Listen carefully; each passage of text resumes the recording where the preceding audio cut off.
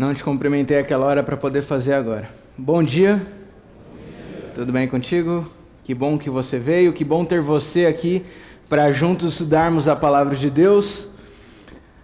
Você sabe que esse período de férias é um período interessante, onde a gente tem vários amigos nossos, ou membros da nossa comunidade, que estão viajando, mas em contrapartida a gente recebe vários amigos novos que estão nos conhecendo, que estão até passeando. São Paulo é um bom lugar para poder passar as férias, porque não tem ninguém nessa hora.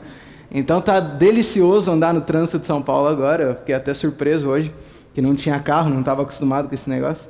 Você pode calcular o tempo de viagem pela distância só. Olha que maravilha, não precisa calcular pelo trânsito.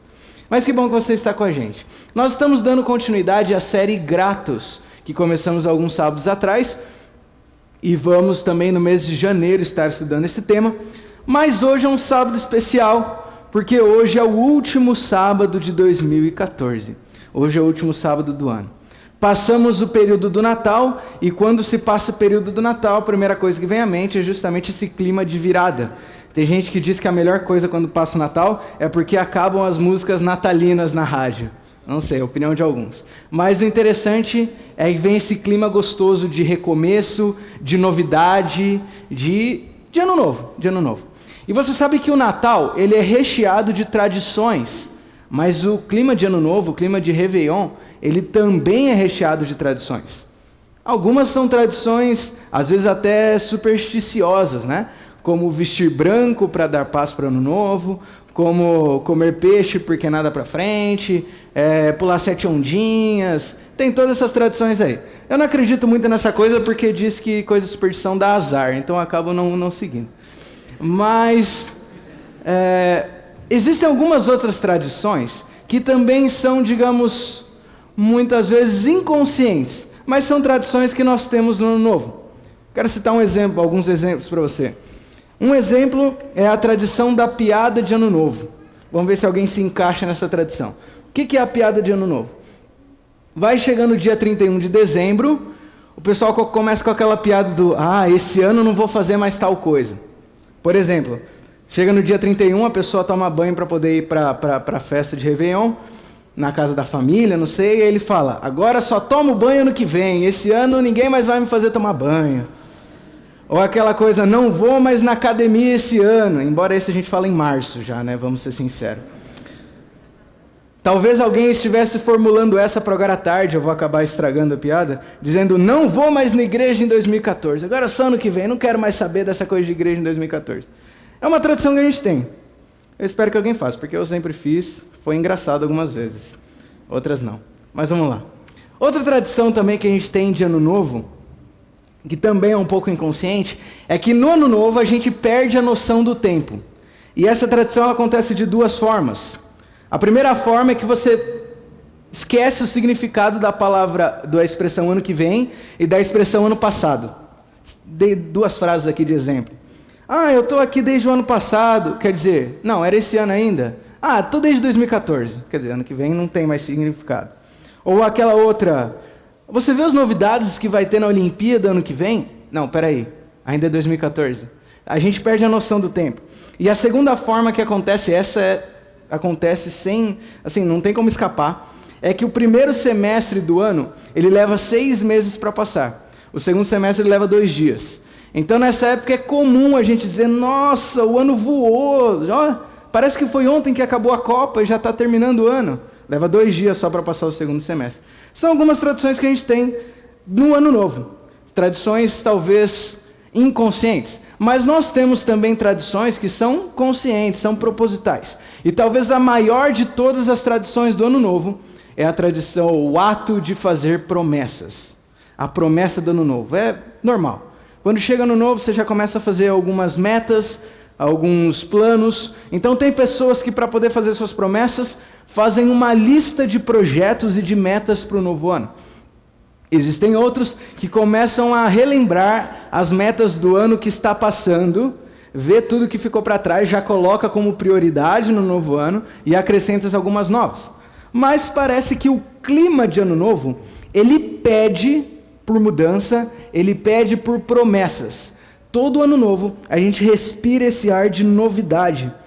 E eu fui dar uma olhadinha na internet sobre, ainda nesse assunto de promessas de Ano Novo, existe um site chamado 43 Things, que é um site americano, que há alguns anos ele faz enquetes, todo ano, sobre essa questão de promessas. Então ele lista, ou ele elenca as promessas mais comuns em cada Ano Novo. E as de 2014, eu tenho uma lista aqui das 10 principais. Eu vou citar apenas o top 5 aí, as 5 primeiras. Então, a quinta promessa mais comum, em ordem de baixo para cima, digamos assim, a quinta promessa mais comum de Ano Novo é a de beber mais água.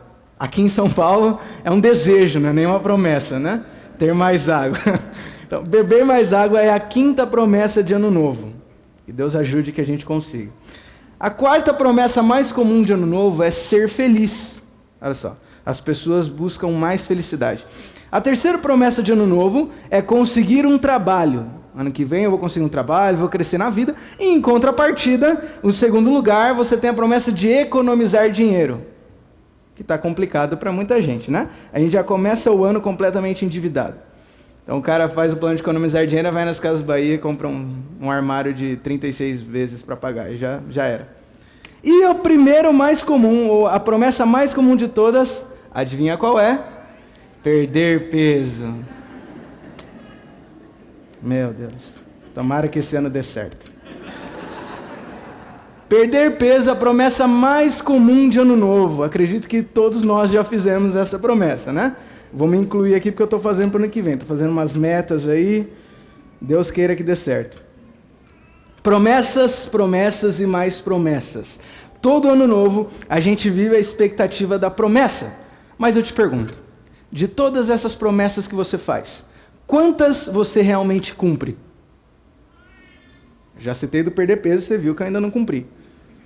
Quantas promessas você realmente cumpre todo Ano Novo? Assim como é comum nós fazermos promessas de Ano Novo, é comum nós descumprirmos promessas de Ano Novo. E agora eu quero sair um pouco dessa coisa do Ano Novo, promessas em geral. Infelizmente, prometer faz parte da nossa vida, tanto quanto falhar em cumprir essas promessas. Parece que a promessa na vida do ser humano foi feita para ser descumprida. Quem nunca recebeu uma promessa de alguém e depois de algum tempo acabou decepcionado porque essa pessoa não cumpriu a promessa? Ou quem nunca prometeu algo para alguém e acabou deixando essa pessoa na mão porque não conseguiu cumprir? Existe um ditado popular que diz que errar é humano. Talvez no nosso contexto eu parafrasearia dizendo que falhar ou decepcionar também é humano. Faz parte da nossa vida. Promessas fazem parte da nossa vida, tanto quanto em falhar em cumpri-las. E antigamente a gente costumava dizer que um homem vale tanto quanto a sua palavra. E eu digo antigamente porque se hoje em dia a gente ainda atribuísse o significado desse ditado, muita gente estaria perdido. Porque se um homem vale tanto quanto a sua palavra, talvez hoje em dia muita gente não valeria muita coisa, infelizmente. Porque a nossa palavra não vale nada. Quando você faz um acordo com alguém, tem que ter um contrato, um papel assinado, aquela história do fio de bigode perdeu todo o seu valor. Porque a palavra em si, ela não tem significado. O homem está acostumado, o ser humano está acostumado a prometer e a descumprir. Mas o grande problema da quebra de promessas não é a falha em si, não é a quebra em si, mas o desdobramento que isso traz. E talvez aplicando para a nossa vida espiritual. As falhas que nós temos em promessas, nós acabamos refletindo no nosso relacionamento com Deus. Sabe por quê? Deus faz várias promessas para a gente na Bíblia. Só que quando eu não cumpro minhas promessas, eu acabo esperando que Deus também não cumpra. Frequentemente ou inconscientemente e infelizmente, nós atribuímos nossa infidelidade, a Deus. E aí está o grande segredo da nossa dificuldade de confiar em Deus. Sabe por que a gente tem dificuldade em confiar na promessa de Deus? Porque eu sei que se eu estivesse no lugar dele, eu não cumpriria minha promessa. E se eu não cumpro minha promessa, inconscientemente nós supomos que Deus também não cumprirá. E muitas vezes nós não somos gratos a todas as promessas que Deus faz na Bíblia, porque de fato nós não confiamos que Ele vai cumprir essas promessas. Porque nós estamos acostumados à decepção. Nós estamos acostumados ao descumprimento das promessas. Por isso, eu queria hoje com você estudar um pouquinho das promessas que Deus faz. O tema de hoje é grato pelas promessas de Deus. E talvez refletindo nesse tema, nós podemos entender que muitas vezes nós não somos gratos a Deus porque não confiamos na promessa dele. Quero estudar com você a promessa de um Deus que, segundo Tito, capítulo 1, verso 2, diz que não pode mentir. Um Deus que quando fala, acontece. Um Deus que não tem meia verdade. Um Deus que só fala a verdade exata, a verdade plena. E para estudar sobre promessa, eu quero ler com você João capítulo 14, verso 1 a 3, onde está registrado talvez a maior promessa que Deus já fez para o ser humano. Livro de João, capítulo 14, verso 1 ao 3. E eu convido você a fechar os seus olhos para nós fazermos uma breve oração a Deus. Oremos. Santo Deus, nós estamos aqui agora abrindo a Tua palavra. E a gente vai buscar ler e entender o que Tu tem a nos ensinar hoje. Vamos falar sobre as Suas promessas? Por favor, meu Deus, nos ajuda a ouvir a Tua voz. Nos ajuda a esquecer tudo, a desligar a mente para apenas estarmos sintonizados contigo, Senhor.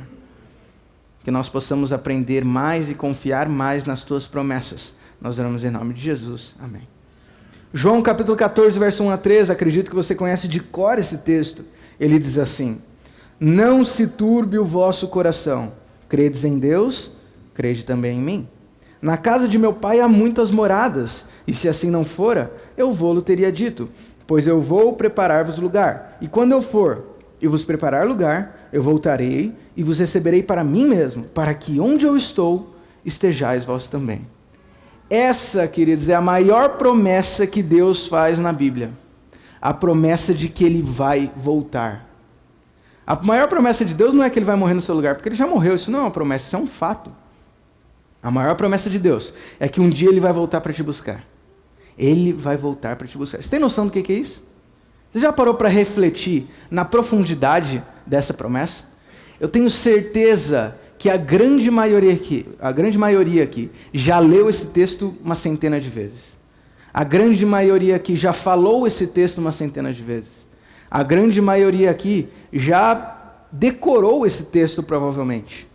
Mas algumas vezes você já parou para entender o que significa a promessa de que Jesus vai voltar? Alguma vez você já parou para calcular os desdobramentos da promessa da volta de Jesus? Entenda uma coisa, toda a nossa vida, tudo na nossa vida, gira em torno da promessa da volta de Jesus. O propósito da nossa existência, ele só tem significado na promessa da volta de Jesus. Sem essa promessa nós nada somos, com essa promessa tudo somos, na promessa da volta de Jesus. E essa não é uma promessa para o mundo inteiro. Essa não é uma promessa para a humanidade, essa é uma promessa para cada um. É diferente. Não é uma promessa geral, é uma promessa específica para você. Deus fala pessoalmente. Não se turbe o teu coração não fica aflito. Eu vou voltar para te buscar, para que você possa estar onde eu vou estar. Deus promete isso para cada um. Se essa promessa, ela não mexe com você, se essa promessa nunca comunicou nada a você, tem alguma coisa errada. Porque a nossa vida gira em torno da promessa da volta de Jesus. Todas as nossas esperanças giram em torno da promessa da volta de Jesus. E eu queria dizer para você que não importa qual seja o momento da vida que você esteja vivendo agora, o que você precisa é da volta de Jesus. Não importa o que você necessita nesse momento, não importa o que seja. A volta de Jesus é o que realmente te satisfaz. Porque tudo gira em torno da volta de Jesus. Essa é uma promessa de Deus. E nós costumamos dizer que Deus tem uma promessa para cada um. Nós costumamos dizer que Deus tem uma promessa para cada momento da vida. E eu queria nesse momento estudar com você no texto de João capítulo 14. Promessas que Deus faz para 3 situações da nossa vida.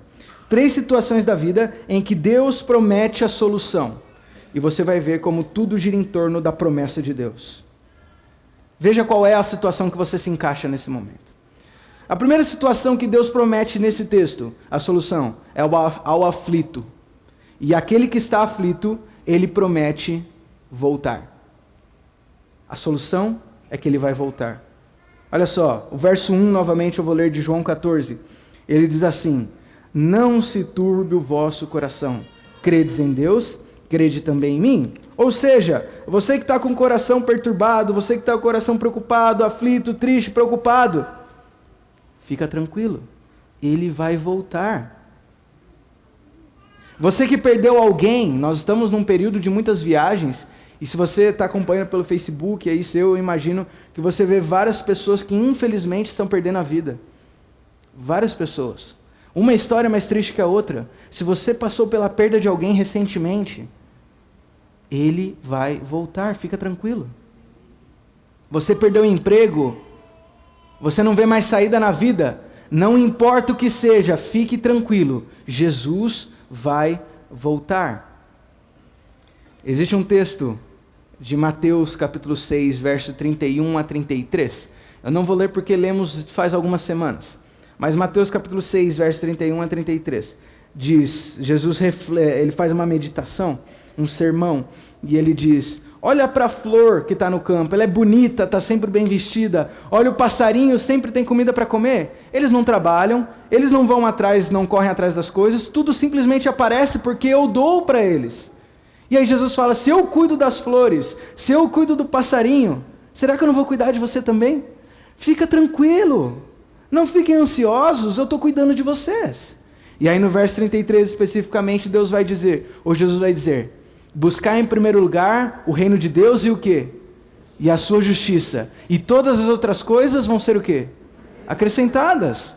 Busca a Deus, busca o seu reino e o resto eu resolvo, deixa para mim, Jesus fala. Deixa que eu resolvo para você. O segredo do sucesso está onde? No seu reino, na sua justiça. O segredo do sucesso está no céu. O segredo do sucesso está em Deus. Por isso ele fala: não fica preocupado, eu vou voltar. Confie em mim. Não se turbe o vosso coração. Eu estou cuidando de tudo. Eu tenho tudo planejado. 1 Tessalonicenses, eu queria que você abrisse, mas não tire o dedinho aí de João. 1 Tessalonicenses, capítulo 4, verso 16 a 18, Paulo faz uma reflexão interessante, ele diz assim: porquanto o Senhor mesmo, dada a sua palavra de ordem, e ouvida a voz do arcanjo, e ressoada a trombeta de Deus descerá dos céus, e os mortos em Cristo ressuscitarão primeiro. Depois nós, os vivos, os que ficarmos, seremos arrebatados juntamente com eles, e entre as nuvens para o encontro do Senhor nos ares, e assim estaremos para sempre com o Senhor. E ele completa: consolai-vos, pois, uns aos outros com estas palavras. Aqui Paulo ele está falando para a igreja de Tessalônica, e a mensagem dele é: pessoal, vocês têm perdido muitos entes queridos, tem várias pessoas que infelizmente estão falecendo, estão partindo, e ele fala: fica tranquilo porque Jesus vai voltar, porque quando ele voltar eles vão ressuscitar, quando ele voltar você vai abraçar ele de novo, mas não é para depois, quando ficar mais velho, perder de novo. Não, agora é para sempre. Porque ele vai ser transformado. Ele vai ser perfeito, assim como você também será transformado. A esperança, o consolo, está onde? Na volta de Jesus. Então se você está com o coração triste, aflito, fica tranquilo. Jesus vai voltar. A sua promessa, a promessa da sua volta, é o maior conforto, é a maior esperança que nós temos hoje. Por isso, Salmo 37, verso 5 diz, para a gente confiar em Deus, entregar a vida a Deus e tudo mais Ele vai fazer. Entrega para Deus, porque Ele tem o controle da história. Portanto, se você está aqui hoje aflito, triste, preocupado, Deus diz para você: não se turbe o vosso coração. Fica tranquilo, fica descansado. Eu vou voltar. O segundo grupo que Jesus se refere nesse texto é ao deslocado, e ao deslocado ele promete voltar. Deslocado é uma expressão. Acontece que eu não consegui encontrar na nossa língua uma palavra que definisse exatamente o que o texto tenta traduzir aqui. Deslocado, a gente usa essa expressão para aquela pessoa que se sente fora, se sente meio perdida, ou a expressão do não pertencer. Você já teve essa sensação de não pertencer? Não confunda solidão com não pertencer, não é a mesma coisa. Tem várias similaridades, mas é diferente. É possível você não estar sozinho, mas não ter o sentimento de pertencer, de estar em casa, de estar no seu lar, de estar em paz. Eu já tive essa sensação. Alguns sabem que eu tive a oportunidade de viver nos Estados Unidos por 9 meses. E foi uma oportunidade excepcional. Pude aprender uma nova língua, uma nova cultura, nova comida, novos quilos que eu não conhecia antes, um novo patamar. E pude aprender muita coisa, foi excepcional.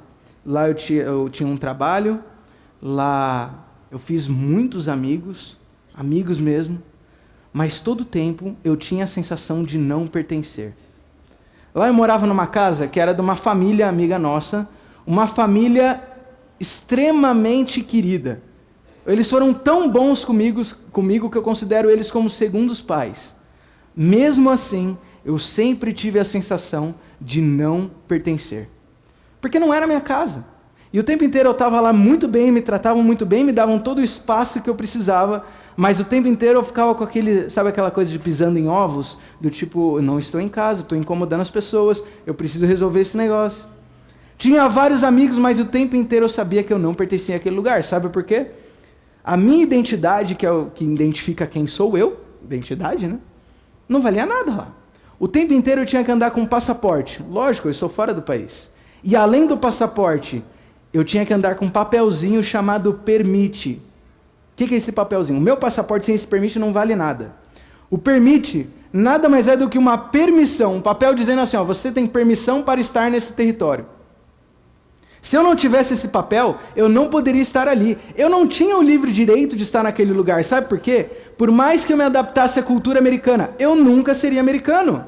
Eu não estava em casa. E o tempo inteiro eu sabia que aquilo era passageiro. Minha família estava aqui, minha namorada estava aqui, minha faculdade estava aqui, minha vida estava aqui. Aquilo era um período.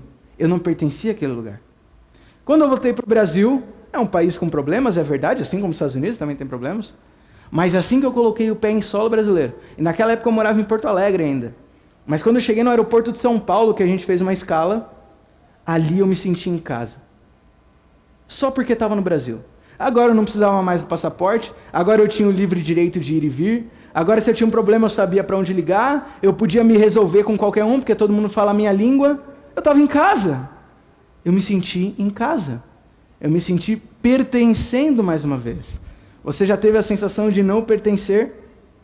Eu não estava solitário lá, mas eu sabia que aquele não era o meu lugar. Se você tem essa sensação de nunca se encontrar, e não é o país o problema, é simplesmente não se encontra, eu não consigo me encaixar em lugar nenhum. Deus diz para você, verso 2, na casa do meu pai há muitas moradas. E se assim não fosse, eu teria dito para você. E eu vou preparar um lugar para você. Na casa do meu pai há muitas moradas. É muito interessante esse texto. Na casa de meu pai, Jesus diz, há muitos quartos, e eu estou preparando um para você. Existe um texto em Isaías, capítulo 65, verso 23, que nos dá margem para entender que no céu, cada um vai construir a sua própria casa. Você vai construir sua casa e vai morar nela, a casa dos seus sonhos.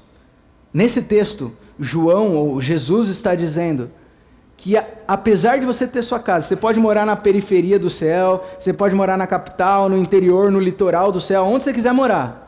Quando você voltar para o palácio, para a casa do pai, vai ter um quartinho para você. Especialmente para você. Porque tem muitos quartos lá. E um eu estou preparando para você. E se não fosse assim, eu teria dito. É o que Jesus está falando. É assim. Tem um quarto especial para você. Sabe por que você não consegue se encaixar em lugar nenhum? Porque você não é daqui. 2 Coríntios capítulo 5, verso 20, diz que nós somos embaixadores do céu. Nós somos representantes do céu. Nós estamos nesse país, mas nós não somos daqui. A gente discute muito sobre essa coisa de ET, extraterrestre. Existe ET? Existe, você é um ET. Porque você não é daqui. Nós somos do céu. Nós somos da pátria celestial. Isso aqui é temporário. Não se acostume com esse lugar, porque isso aqui é passageiro. O nosso lugar é o céu. O nosso lugar é a pátria celestial. Portanto, se você se sente deslocado, se você tem a sensação de não pertencer, fique tranquilo. Jesus vai voltar. E a última situação que esse texto comenta é ao solitário. Ao solitário, sabe o que Jesus promete? Ele promete voltar. Você que está sozinho, Jesus promete voltar. Nós vivemos num mundo de solidão. Sozinho, em meio à multidão. Estamos numa cidade, a maior cidade do mundo, com 11 milhões de habitantes, e mesmo assim, solitários. Mesmo assim, sozinhos. Sem ninguém para confiar, sem ninguém para amparar. A revista Super Interessante divulgou um dado de que 50%, metade dos suicídios realizados no Brasil, são relacionados ao sentimento de solidão. Solidão. Para estes, se você hoje se sente sozinho, sabe o que Deus diz para você? Verso 3. E quando eu for e vos preparar um lugar, eu voltarei e vos receberei para mim mesmo, para que onde eu estou, você possa estar também. Você nunca mais vai estar sozinho. Tudo que Deus está fazendo hoje, tudo que Jesus faz hoje, tem um único objetivo: estar com você para sempre. Gênesis, capítulo 3, verso 8, capítulo 3, conta a queda do homem. E o verso 8 diz que Deus estava andando nessa situação pelo jardim do Éden, perto do pôr do sol. Ele estava andando pelo jardim do Éden. Inclusive o texto nos dá margem para entender que esse era um hábito de Deus. Deus todos os dias, ao pôr do sol, ele vinha conversar com o ser humano andando pelo jardim. Só que naquele dia em especial, o homem tinha pecado. Qual foi a reação do homem ao ouvir a voz de Deus? Ele se escondeu. Não foi Deus que fugiu.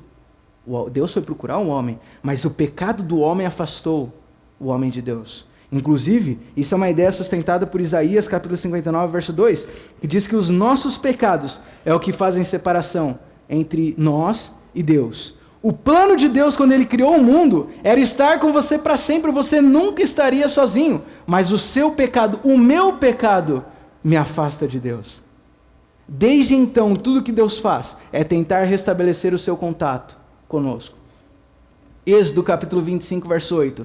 Deus vai dar uma ordem para Moisés, dizendo: Moisés, constrói um santuário, para que eu possa o quê?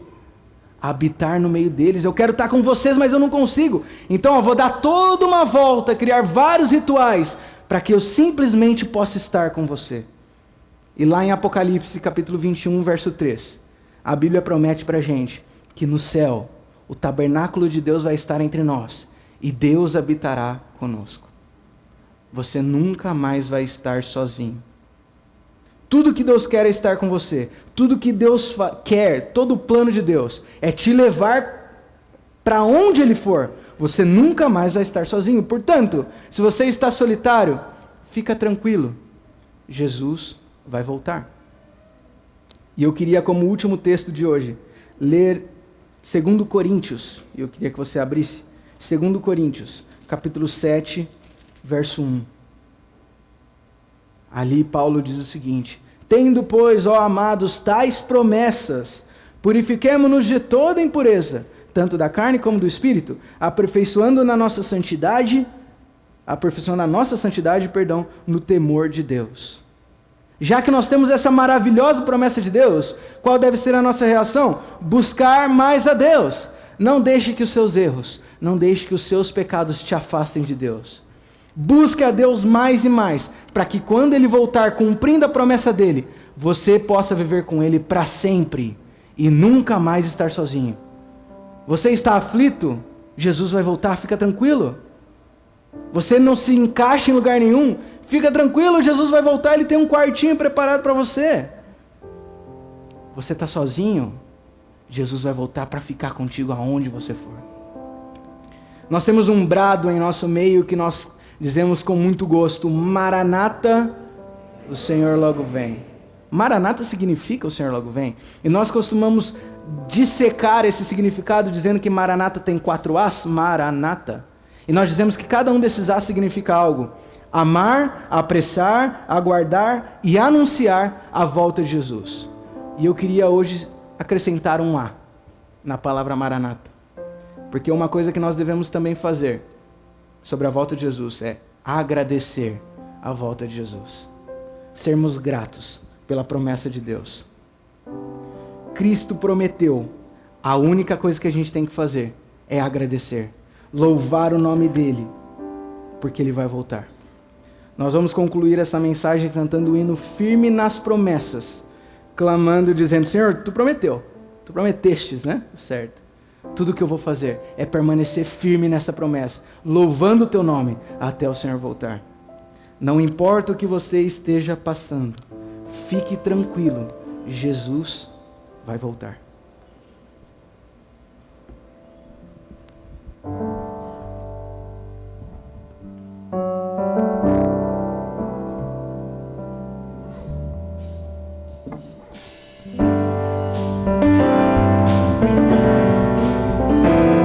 Se coloque em pé, vamos cantar.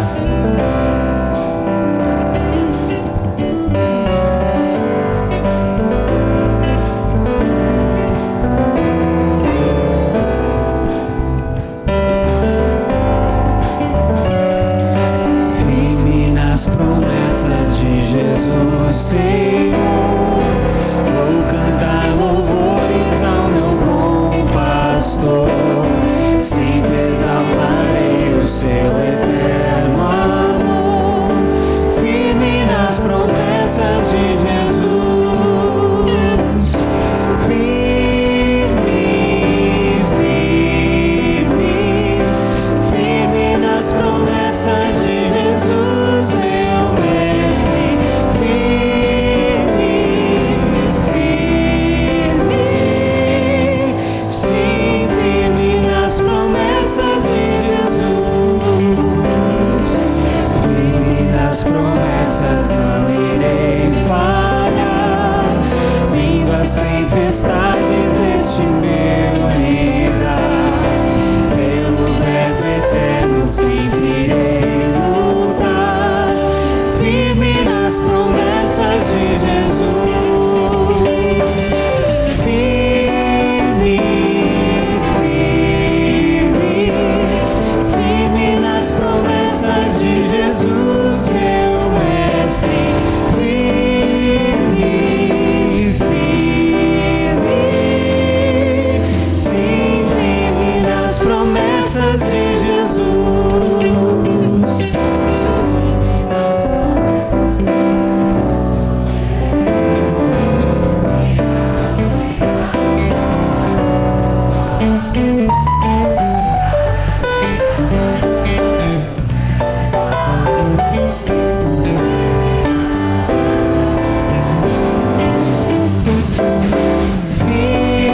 Firme, firme, firme nas promessas de Jesus, meu mestre. Firme, firme, sim, firme nas promessas de Jesus.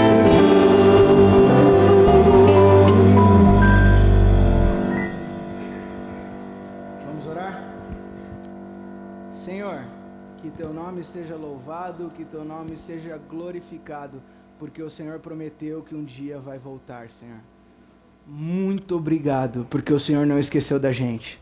Obrigado porque quando a gente está triste, obrigado porque quando a gente está perdido, deslocado, obrigado porque quando a gente está sozinho, nós podemos olhar para a tua palavra, olhar para o céu e ter a certeza que é pouco tempo, porque muito em breve o Senhor vai voltar. Por isso, depois dessa linda promessa, a única coisa que nós temos a te pedir: volta logo, Senhor Jesus. Volta logo, Senhor Jesus. Nós estamos ansiosos para estarmos contigo eternamente. Nós estamos te esperando, ansiosos. E tudo isso nós agradecemos, em nome de Jesus. Amém. Que Deus te abençoe, que você tenha um bom sábado, firme nas promessas de Deus, e até o sábado que vem.